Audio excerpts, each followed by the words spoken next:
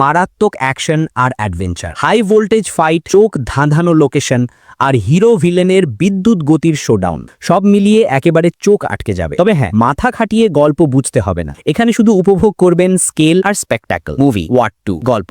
ভারতের প্রাক্তন secret agent কবির এবার নেমেছে নিজের দেশের বিরুদ্ধেই। আন্তর্জাতিক ক্রিমিনাল সিন্ডিকেট কালি তাকে ভাড়া করেছে ভারতের প্রধানমন্ত্রীকে হত্যা করে দেশ দখলের জন্য। একসময় দেশের জন্য সবকিছু উৎসর্গ করা কবির কেন এমন সিদ্ধান্ত নিল, সেটা নিয়ে তৈরি হয়েছে রহস্য। ওদিকে পাঠায় তাদের সেরা অফিসার বিক্রমকে, যে এই মিশন থামাতে মরিয়া। বিক্রম শুধু একজন এজেন্ট নয়, সে দেশের প্রতি তার দায়িত্ব আর ব্যক্তিগত আবেগ নিয়ে এগোয়। তার পাশে আছে উইং কমান্ডার কাব্যা লুথরা, যিনি শুধু সাপোর্টিং চরিত্র নন, বরং গল্পের টার্নিং পয়েন্টে বড় ভূমিকা রাখেন। এছাড়া চিফ বিক্রান্ত কোল গোটা অপারেশনকে নেতৃত্ব দেন। Action sequence.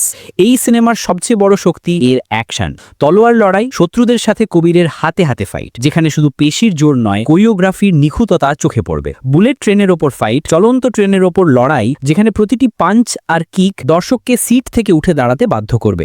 তুষার ঢাকা পাহাড়ে ধাওয়া, এখানে ক্যামেরার ব্যবহার অসাধারণ। হিমালয়ের বরফে ঢাকা ট্র্যাকগুলো সিনেমাটিকে হলিউডি ফিল দেয়। হিংস্র নেকড়েকে চোখের চাহনিতে বশ করা, এই দৃশ্যটা একটু অতিরঞ্জিত হলেও ঋত্বিকের ক্যারিশমা একে ভিন্ন মাত্রা দিয়েছে। চরিত্রায়ন ও অভিনয়। ঋত্বিক রোশন, তিনি শুধু ফিজিক্যাল অ্যাকশন নয়, ইমোশনাল কনফ্লিক্টও ফুটিয়ে তুলেছেন। একজন দেশপ্রেমিক এজেন্ট থেকে ভাড়াটে খুনিতে পরিণত হওয়া, এই রূপান্তর দর্শকদের ভাবাবে। জুনিয়র এনটিআর, বিক্রম চরিত্রে তার এন্ট্রি থেকেই পর্দা কাঁপিয়ে দেন। শক্তিশালী শারীরিক ভাষা, ডায়লগ ডেলিভারি আর অ্যাকশন, সবকিছুতেই তিনি একেবারে টপ নচ। কিয়ারা আদবানি, যদিও তার স্ক্রিন টাইম সীমিত, তবু নিজের উপস্থিতি জানান দিতে পেরেছেন। কিছু আবেগঘন মুহূর্তে কিয়ারার অভিনয় গল্পকে ভারী করে তোলে। অনিল কাপুর, তার অভিজ্ঞতা গোটা টিমকে ব্যালেন্স করে। সংলাপগুলোতে আছে দৃঢ়তা ও পরিণত নেতৃত্বের ছাপ। টেকনিক্যাল দিক, সিনেমাটোগ্রাফি, লোকেশনগুলো চোখ ধাঁধানো। মরক্কোর মরুভূমি থেকে ইউরোপের স্নো পিকস, সব জায়গায় বিশাল ক্যানভাসে অ্যাকশনকে ফুটিয়ে তোলা হয়েছে। ভিএফএক্স কিছু জায়গায় দারুণ, বিশেষ করে ট্রেন ফাইট আর এয়ার স্ট্রাইক দৃশ্যগুলো। তবে কিছু মুহূর্তে সিজিআই একটু কৃত্রিম মনে হয়। মিউজিক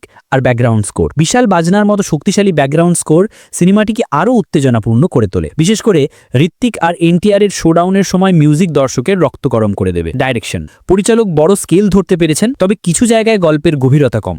কিছু টুইস্ট পুরনো মনে হয়, যা অ্যাকশন প্রেমীদের খুব একটা ভাবাবে না, কিন্তু স্টোরি ওরিয়েন্টেড দর্শকদের খালি খালি লাগতে পারে। দর্শকের অভিজ্ঞতা, এই সিনেমা থিয়েটারে দেখার মতো, কারণ এর প্রতিটি ফ্রেম বড় পর্দার জন্য বানানো। দর্শকরা যদি স্টোরি লাইন নিয়ে মাথা না ঘামিয়ে কেবল ভিজুয়াল এক্সপিরিয়েন্স উপভোগ করতে চান, তবে এটা তাদের জন্য একদম পারফেক্ট। সিনেমায় আবেগ আছে, কিন্তু সেটা ছাপিয়ে গেছে বিশাল স্টান্ট আর শোডাউনগুলো। সবচেয়ে শক্তিশালী দিক, ঋত্বিক রোশন আর জুনিয়র এনটিআর এর দুর্দান্ত কেমিস্ট্রি, অ্যাকশন সিকোয়েন্সের নতুনত্ব আর স্কেল, ভিজুয়ালি গ্র্যান্ড সিনেম্যাটিক অভিজ্ঞতা। মিউজিক আর ব্যাকগ্রাউন্ড স্কোরের এনার্জি। দুর্বল দিক, কিছু জায়গায় গল্পের গতি কমে যায়, কিছু টুইস্ট আগে থেকেই অনুমান করা যায়। ভিএফএক্স মাঝে মাঝে কৃত্রিম লাগে, কিয়ারার চরিত্র আরো বিস্তৃত করা যেত। শেষ কথা, যারা শুধু অ্যাকশন, স্টান্ট আর ভিজুয়াল স্পেকটাকল দেখতে চান, তাদের জন্য ওয়ার 2 হলো একদম ঠিক মুভি। এখানে লজিক খুঁজবেন না, বরং পপকর্ন হাতে বসে পড়ুন আর উপভোগ করুন হাই ভোল্টেজ এন্টারটেনমেন্ট। এমন দুর্দান্ত সব মুভির আপডেট পেতে সাবস্ক্রাইব করুন আমাদের YouTube channel the world of movies.